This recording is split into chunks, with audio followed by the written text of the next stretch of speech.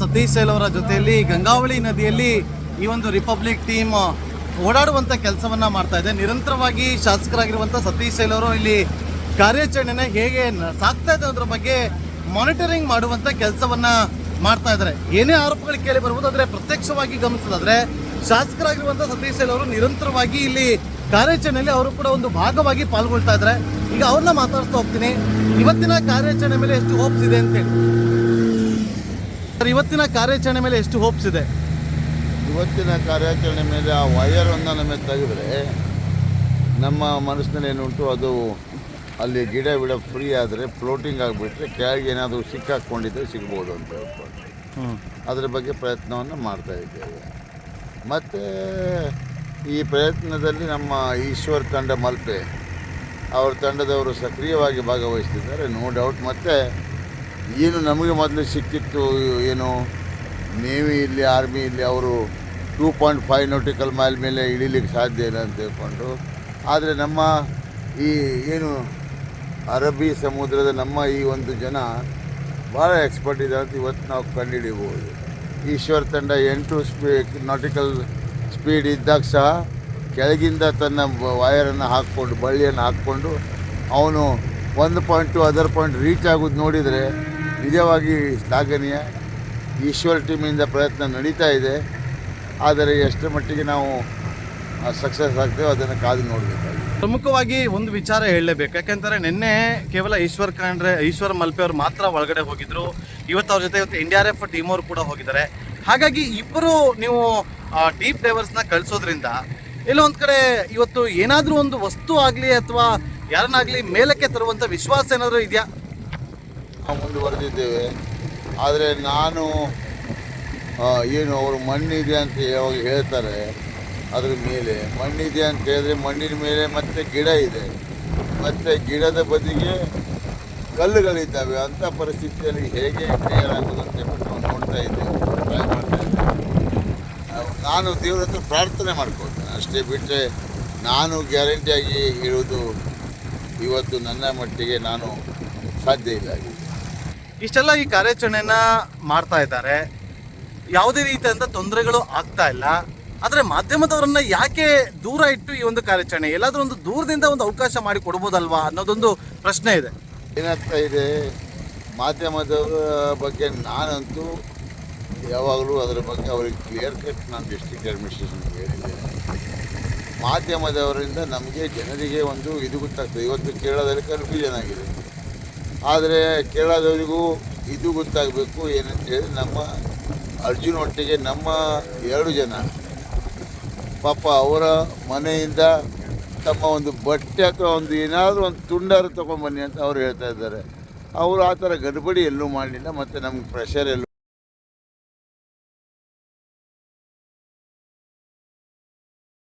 ಅಂತದಿನಕ್ಕಂತ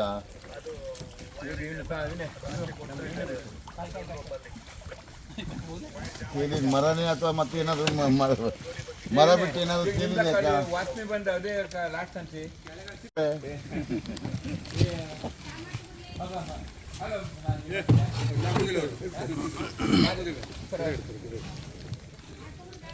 ಹಾಂ ಸ್ವಲ್ಪ ಸಕ್ಕರೆ ಕಡಿಮೆ. ಹಾಂ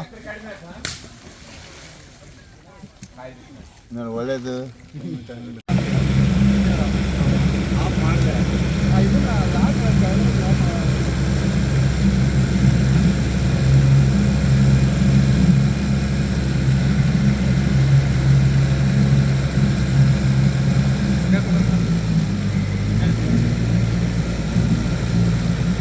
ಮಾಡೋದಕ್ಕೆ ನಾನು ಈಗ ಈ ಒಂದು ಗಂಗಾವಳಿ ನದಿಯಲ್ಲಿ ಇರುವಂತ ರಬ್ಬರ್ ಬೋಟ್ ನ ಮೂಲಕ ಹೋಗ್ತಾ ಇದ್ದೀನಿ. ನಮ್ಮೊಂದಿಗೆ ಈಗ ಗಮನಿಸ್ಬೋದು ನೋಡಿ, ಇಲ್ಲಿ ಶಾಸಕರಾಗಿರುವಂತ ಸತೀಶ್ ಸೈಲ್ ಅವರು ಇದ್ದಾರೆ. ಜೊತೆಗೆ ಈ ಒಂದು ಭಾಗದಲ್ಲಿ ನೋಡಿ ನಾವು ಗಮನಿಸ್ತಾ ಇದ್ದೀವಿ, ಈಗಷ್ಟೇ ಕೆಲವೇ ಕ್ಷಣಗಳ ಹಿಂದೆ ಅಷ್ಟೇ ಆ ಭಾಗದಲ್ಲಿ ತೆರಳಿ ಅಲ್ಲಿ ಒಂದಷ್ಟು ಮರದ ದಿಮ್ಮಿಗಳು ತಗಲಾಕೊಂಡಿತ್ತು, ಅದೆಲ್ಲವನ್ನು ಕೂಡ ತೆರವುಗೊಳಿಸುವಂತ ಕಾರ್ಯಾಚರಣೆಯನ್ನ ಮಾಡ್ತಾರೆ. ಈಗ ಆ ಒಂದು ಜಾಗದಲ್ಲಿ ಒಂದು ಸ್ಮೆಲ್ ಕೂಡ ಬರ್ತಾ ಇದೆ ಅನ್ನೋ ಮಾಹಿತಿ ಕೂಡ ಇದೆ. ಈಗ ಶಾಸಕರಿದ್ದಾರೆ, ಅವ್ರನ್ನ ಮಾತಾಡ್ತೀನಿ. ಡೇ 1 ಇಂದ ಗಮನಿಸ್ತಾ ಇದ್ದೀವಿ, ನಿಮ್ಮ ಈ ಒಂದು ಕಾರ್ಯ ನಿಜಕ್ಕೂ ಕೂಡ ಶ್ಲಾಘನೀಯ.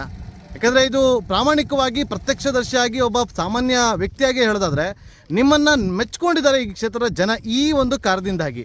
ಈಗ ಖುದ್ದು 2 ದಿನದಿಂದ ನೀವು ನದಿಯ ಒಳಗಡೆ ಪ್ರಯಾಣವನ್ನು ಮಾಡೋ ಮೂಲಕ ಹುಡುಕಾಟವನ್ನು ನಡೆಸ್ತಾ ಇದ್ದೀರಿ. ಇವತ್ತು ಏನೆಲ್ಲ ಮಾಡ್ತಾ ಇದ್ದೀರಿ ಅಂತ? ಇವತ್ತು ನಾವು ಏಕಾಏಕಿ ಅಲ್ಲಿಂದ ಏನು ವಯರ್ ಹೈಟೆನ್ಷನ್ ವಯರ್ ನದಿಯಲ್ಲಿ ಬಿದ್ದಿದೆಯಲ್ಲ ಅದನ್ನು ಏಳಿಸಿ ನಮ್ಮ ಈಶ್ವರ್ ತಂಡದವರಿಗೆ, ಈಶ್ವರ್ ಮಲ್ಪೆ ಅವರಿಗೆ ಸರಾಗವಾಗಿ ಕೆಲಸ ಮಾಡಲಿಕ್ಕೆ ಅವರಿಗೆ ಒಂದು ಆ ವಯರ್ ತೆಗೆದ್ರೆ ಸ್ವಲ್ಪ ಕಷ್ಟ ಕಡಿಮೆ ಆಗ್ತದೆ ಅಂತ ಅವರು ಹೇಳಿದರು. ಮತ್ತು ಅದರ ಕೆಳಗೆ ಒಂದೊಮ್ಮೆ ಏನಾದರೂ ಈ ವಯರೇ ತಡೆ ಹಿಡಿಯುವಂತಾದರೆ ಈ ವಯರ್ ತೆಗೆಯುವ ಮೂಲಕ ಆ ಒಂದು ಕಾರ್ಯಾಚರಣೆಗೆ ಅಡ್ಡಿ ಪಡುವುದಿಲ್ಲ. ಅದೇ ಪ್ರಕಾರ ಈ ಕೊಂಕಣ್ ರೈಲ್ವೆಯ 9 ಮತ್ತು 6 ಪೋಲ್ನಲ್ಲಿ ವಾಸನೆ ಬರ್ತದೆ ಅಂತ ತಿಳ್ಕೊಂಡು ಗ್ರಾಮಸ್ಥರು ಹೇಳಿದ ಮೇಲೆ ನಾವು ಪಾಪ ನಮ್ಮ ಈ SDRF ತಂಡ ತಗೊಂಡು ನಾನು ಇಲ್ಲಿ ಬಂದೆ. ಮತ್ತು ಅದನ್ನು ಕ್ಲಿಯರ್ ಮಾಡಿದಾಗ ಅಲ್ಲಿ ಒಂದು 5-8 ಮೀನುಗಳು ಸಿಕ್ಕಿದ್ವು. ಆ ಮೀನುಗಳ ವಾಸನೆ ಅದನ್ನು ಅಂತ ಹೇಳ್ಕೊಂಡು ಅದು ಒಂದು ಅಂದಾಜು ನಮಗೆ ಬಂತು. ಆ ಮೀನನ್ನು ನೋಡಿ ತೆಗೆದುವಾಗ ಆ ಮೀನು ಅಂತ ಗೊತ್ತಾದ ಮೇಲೆ ಆದರೂ ಸಹ ಪಾಪ ನಮ್ಮ ಈಶ್ವರ್ ತಂಡದವರು ಇಮಿಡಿಯೇಟ್ಲಿ ಇಲ್ಲಿ ಬಂದರು. ಮತ್ತು ಅದ್ರ ಬಗ್ಗೆ ಅವರು ಡ್ರೈವಿಂಗ್ ಏನಾದರೂ ಪ್ರಾಬ್ಲಮ್ ಇದ್ದರೆ ತಾನು ನೋಡ್ತೇನೆ ಅಂತ ಸಿಕ್ಕೊಂಡು ಬಂದು ಅವರು ನಾವು ಖಚಿತಪಡಿಸಿದ್ವಿ ಏನಂತ ಹೇಳಿದ್ರೆ ಈ ಕೇವಲ ಗಿಡದ ಒಂದು ದೊಡ್ಡ ಉದ್ದದ ಒಂದು ಇದನ್ನು ಅಡ್ಡ ಹಾಕಿ ಅದು ನೀರಲ್ಲಿ ಸಿಕ್ಕೊಂಡು ವಾಸನೆ ಬರ್ತದೆ ಖಚಿತಪಡಿಸಿದ್ರೆ ಈಗ ನಾವು ವಾಪಸ್ ಹೋಗ್ತಾ ಇದ್ದೀವಿ. ಈಗ ಆ ಗ್ರಾಮದ ಹತ್ರ ಹೋಗ್ತಾ ಇದ್ದೀರಿ, ಅಲ್ಲಿಗೂ ಹೋಗೋಣ. ಅಲ್ಲಿ ಗ್ರಾಮಸ್ಥರು ಅವರು ಏನು ಅಳ್ಳನ್ನು ವ್ಯಕ್ತಪಡಿಸ್ತಾರೆ, ಅವರು ವಿಚಾರಗಳೇನು ತಿಳಿಸ್ತಾರೆ, ನೀವು ಹೇಗೆ ಆಲಿಸ್ತಾರೆ ಅಂತ ನಾವು ಕೂಡ ಪ್ರತ್ಯಕ್ಷವಾಗಿ ಕಾಣ್ತೀವಿ. ಹೋಗೋಣ ಸರ್.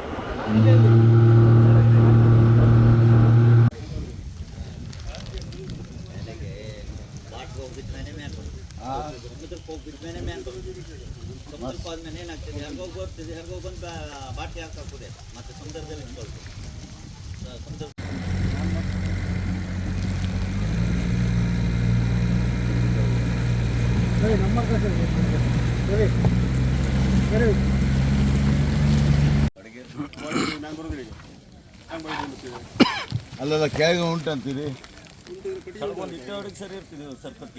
ಅಲ್ಲ ವಾಸನೆ ಆದರೂ ಬರ್ಬೇಕಿತ್ತಲ್ಲ. ಇಲ್ಲ ನಾವು ಹೋಗಿ ಬಂದ್ವಲ್ಲ ಈಗ ಅಂಥದ್ದೇನು ಕಂತ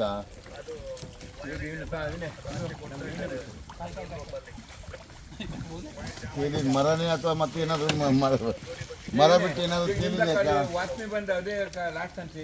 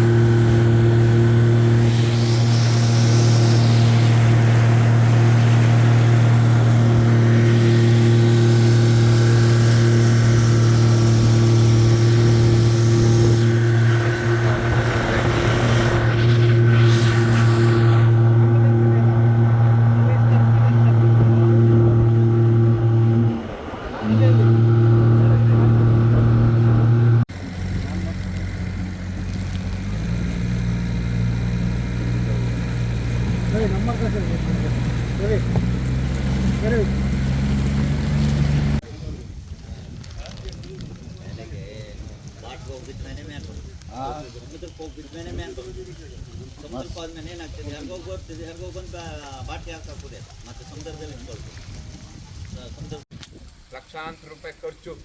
ಅವ್ರ ಸ್ವಂತ ಖರ್ಚಿನಲ್ಲಿ ಮೋರ್ ದೆನ್ ಒಂದು 50 ಲಕ್ಷದಷ್ಟು ಹಣನ ಈ ಹಣ ತೆಗೋಕೆ ಇದು ಮಾಡೋಕೆ ವೆಚ್ಚ ಮಾಡಿದ್ದಾರೆ. ಅವರನ್ನು ನಾವು ಬರುವ